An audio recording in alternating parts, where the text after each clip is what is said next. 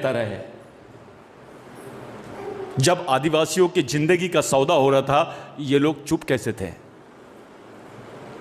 और वो बिल राज्यसभा में भी प्रस्तावित है, यानी लोकसभा में पास हो गया, राज्यसभा में प्रस्तावित है, वो वहां से पास होके राष्ट्रपति के पास जाएगा और वो कानून के रूप में परिवर्तित हो जाएगा। आप जानते हो इससे क्या होगा? जो आपको वनाधिकार मिलते थे, 3 एकड़ 4 एकड़ जमीन जो आपको देती थी गवर्नमेंट, अब इसके बाद कोई वनाधिकार कानून खत्म।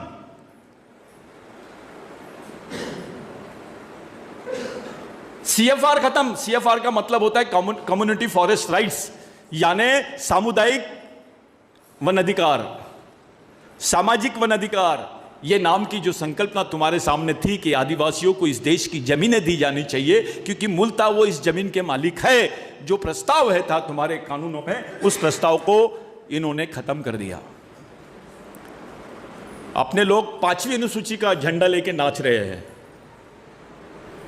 तकलीफ कब होती है कि कांग्रेस का भी आदिवासी आदमी और बीजेपी का भी आदिवासी आदमी, अपने समाज के भी संगठनों का आदिवासी आदमी 5वीं अनुसूची का झंडा लेके नाचता है और उसको मालूम नहीं रहता है कि 5वीं अनुसूची में क्या हो गया है। 5वीं अनुसूची में जो प्रस्ताव था कि ग्राम सभा की एनओसी के बगैर आप कोई भी प्लानिंग, कोई भी प्रोजेक्ट, कोई भी जमीन ले नहीं सकते हैं, उस बात को मोदी जी ने निकाल दिए। आरएसएस ने उस बात को खत्म कर दी और वहां लिख दिया परामर्श। परामर्श का मतलब होता है बातचीत करना। कोई जरूरी नहीं है कि तुम्हारी एनओसी लगेगी। उसका रिजल्ट यह हुआ कि भारत की कम से कम 1 लाख एकड़ जमीनों पर इन्होंने प्रोजेक्ट डाल दिए। वहां के लोगों को कैंसर हो रहा है, लोग जमीन से बेदखल हो रहे हैं। गढ़चिरौली में देखो आप, सुरजागढ़ में, जहां पे सबसे बड़ा मिनरल से, वर्ल्ड का सबसे रिचेस्ट मिनरल मिलता है,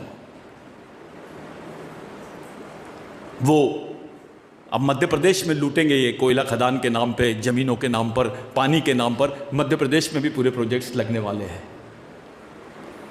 जब आदिवासी के जिंदगी का मामला आता है, इस देश की कोई पॉलिटिकल पार्टी, कोई लोग, अपने पॉलिटिकल पार्टी का तो नाम ही मत लो, जो आदिवासियों के राजनीतिक दल है ये पहले बिक गए हैं, नेता भी बिक गए हैं, ये धंधा समझते हैं राजनीति को। पूरे समाज के जीवन का सौदा हो रहा है और आप लोग मस्त है, मैं यहां से लड़ूंगा, मैं वहां से लड़ूंगा। वहां क्या करेगा? तेको चीफ मिनिस्टर बना देते, जमीन बचा सकता क्या? कानून बचा सकता है? प्रधानमंत्री बनाते हैं तुमको।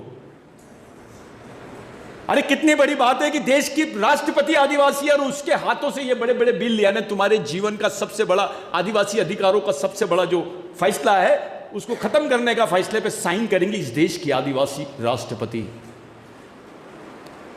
जब इतिहास लिखा जाएगा तो बोला जाएगा कि भाई आदिवासियों के अधिकारों को खत्म करने का, भारतीय संविधान से खत्म करने का जो आखिरी साइन है, उसको मंजूरी जो है वो आदिवासी राष्ट्रपति ने दी है।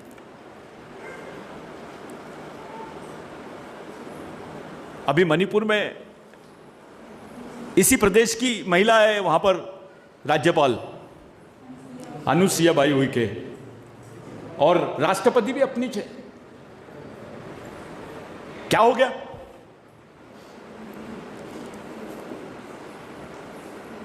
क्या कर ली हमने? कौन सी पार्टी जवाबदारी ले रही है? खुल के किसी ने बोला ही नहीं कि आदिवासियों का जो बिल पास हुआ है हम उसको पारित नहीं होने देंगे। हमारे नेता तो बात भी नहीं करते, चुन के काहे के ले जाते हैं? साथियों, मैं आरोप कर रहा हूं, पार्टियों ने तो आदिवासियों को खत्म किया है, पार्टियों ने तो हमको कुएं में डाल दिया है, लेकिन हमारे नेताओं ने खाई में डाल दिया। धोखा किसी ने नहीं किया। तुम चुप कैसे रहते हो जब तुम्हारे समाज का प्रश्न आता है, तुम्हारे समाज के झील जमीन जंगल का प्रश्न आता है, उसकी इज्जत का प्रश्न आता है, तुम्हारे समाज के सम्मान का प्रश्न आता है, पहचान का प्रश्न आता है, तुम्हारे समाज के बुनियादी संवैधानिक अधिकारों का प्रश्न आता है, तुम चुप कैसे रहते हो? अब इलेक्शन लड़ने में मजबूर कर देंगे हमको। यह जानबूझ के किया गया है कि एक तरफ इलेक्शन का माहौल रहना चाहिए, इनका ध्यान पूरा इलेक्शन की तरफ लगा दो और दूसरी तरफ इनके अधिकारों को समाप्त कर दो। दो तीन मध्य भारत के 2-3 राज्य बहुत महत्वपूर्ण है। उसमें से एक है राजस्थान, जहाँ के बॉर्डर एरिया पे आदिवासी है। मध्य प्रदेश, जहाँ पे सबसे ज़्यादा जनसंख्या आदिवासियों की है देश में। छत्तीसगढ़, जहाँ पे आदिवासी एरिया है। तेलंगाना, ये सब 5वीं अनुसूची के क्षेत्र है। जानबूझ के इलेक्शन लगाया गया कि यहाँ पर ये इलेक्शन में घुस जाए और ये लोग अपने सामाजिक बातों के लिए, सामाजिक मसलों के लिए आंदोलन ही ना करें। अब अपने सामने सवाल ये खड़ा होता है कि हमने इलेक्शन लड़ना कि इन अधिकारों को बचाना। चुनाव लड़ेंगे, एमएलए बनेंगे, समय निकल जाएगा, तब तक के ये लोग हमारे अधिकारों को समाप्त कर देंगे संविधान से। दो पटरी पे आके खड़ा है समाज। समाज ने इलेक्शन में जाना चाहिए कि समाज ने आंदोलन में जाना चाहिए? सब कश्मकश में है। हमारी युवा पीढ़ी का कोई जवाबदार व्यक्ति उनके पीछे नहीं खड़ा है जो समझा सके कि अभी किया क्या जाए, किस तरफ लेके जाए समाज को। मध्य प्रदेश में पूरा समाज, आदिवासी समाज को लावारिस करके छोड़ दी है। कोई नेता खुल के नहीं आ रहा है। क्या मध्य प्रदेश में आदिवासियों के सांसद नहीं है? कोई भी पार्टी का रहे, वो चुप क्यों है? यही मोदी जी हमारे बीच में आएंगे, भाषण करेंगे, हमको वोट देने की बात करेंगे। समाज में इतनी ताकत तो रहनी चाहिए बे, तुम हमारे बीच में आए। तुम पार्लियामेंट में जब हमारी जिंदगी का सौदा कर रहे थे, तुम क्या कर रहे थे? तुमने कैसे कर दिया ये? मैं जो बात बोलने के लिए आया हूं, उस बात को पहले अच्छे से समझ लो। जो वन पे अधिकार है तुम्हारे, उसके लिए ये लोग मरे हैं। मरना पड़ा है इनको।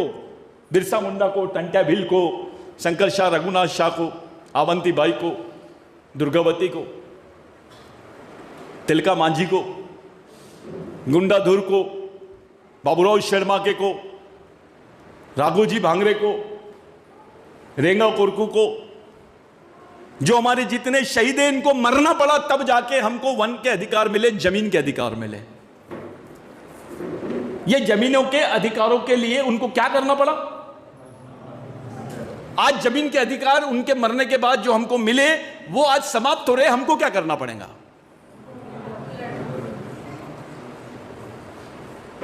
उन्होंने लड़के हमको दिलाए, मर के दिलाए, हम उसको बचा भी नहीं सक रहे हैं। हमारे पे जवाबदारी सिर्फ बचाने की है, उसको हासिल करने की भी नहीं है। जो है उसको बचाने की लड़ाई की जवाबदारी है। सवाल यह है मेरा कि आप लोग इस समाज को कैसे बचाओगे? इस समाज को इलेक्शन से बचाया जा सकता है क्या? क्या रास्ता है? कोई ऐसा तो रास्ता निकाला जाए कि जिससे हमारे समाज के आंदोलन को भी आँचना है, हमारे समाज के प्रतिनिधित्व को भी आँचना है और हमारे अधिकारों को भी आँचना है। भाइयों, हम ओबीसी के पास जा रहे हैं। कुछ लोगों ने बोला, सतीश भाऊ आजकल पूरा ओबीसी की तरफ ध्यान दे रहे हैं। गलत बात। ओबीसी को हमारी जरूरत नहीं है, हमको ओबीसी की जरूरत है। दलितों को हमारी जरूरत नहीं है, हमको दलितों की जरूरत है। मुस्लिमों को हमारी जरूरत नहीं, लेकिन हमको मुस्लिमों की जरूरत है। क्योंकि खत्म कौन हो रहा है? तुमने बहुत बड़ा नाम सुने होंगे, कारगिल युद्ध। कितने लोग मरे उसमें? कितने मरे? कारगिल में कितने मरे?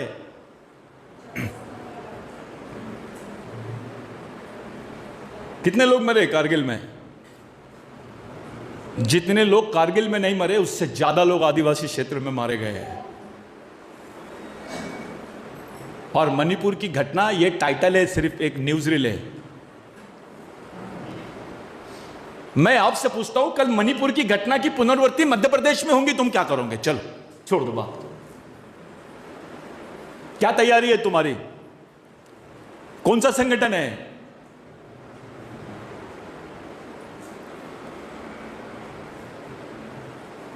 आरएसएस चेक कर रहा था आदिवासियों में कितना दम है। तुम्हारे साथ में रह के तुम्हारे अधिकारों को समाप्त करने का षड्यंत्र रचते, और उनके षड्यंत्र का हम सैनिक बन के सम्मान के साथ समाज में घूमते हैं। कांग्रेस के लोग भी आरएसएस के ही साथ में रहते हैं अभी बहुत ज्यादा, उस नीति को वो लोग भी अपना रहे हैं। आदिवासियों का क्षेत्र है छिंदवाड़ा, जितना सम्मान आदिवासियों का नहीं हुआ उससे ज्यादा सम्मान बागेश्वर महाराज का दिख रहा है मेरे को। 10 करोड़ का छिंदवाड़ा में सिर्फ मंडप लगा है। हाथ उठा के बताना मेरे को, आदिवासियों का 10 करोड़ का कोई भवन है क्या? ये तो लीज पे दिए बागेश्वर महाराज के लिए। आदिवासियों को जमीन भी नहीं है छिंदवाड़ा में।